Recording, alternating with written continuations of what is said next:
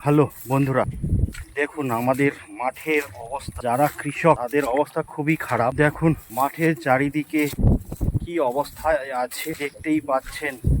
ধান কাটা হওয়ার পরে প্রচুর পরিমাণে বৃষ্টিতে প্রচুর ধানের ক্ষতি হয়ে দেখতেই পাচ্ছেন।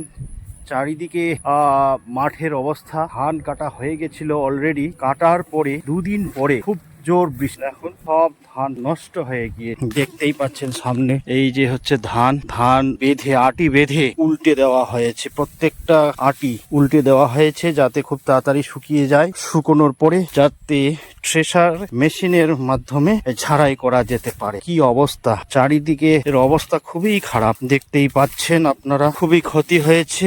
এই ক্ষতি পূরণ হওয়া খুবই কঠিন। সব ধান গাছ ভিজে গেছে। দেখো মাঠের মাঝখানে দাঁড় করিয়ে রাখা হয়েছে যাতে তাড়াতাড়ি শুকিয়ে যায়। শুকোনোর পরে এইগুলোকে ঝাড়াই করতে হবে। এই হচ্ছে ধানের আটি।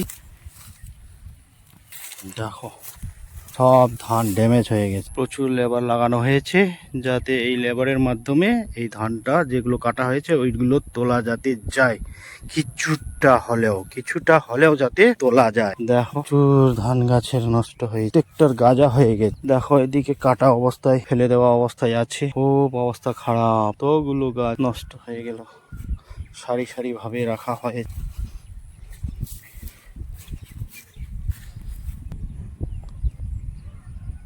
লেবার আটি বাঁধছে।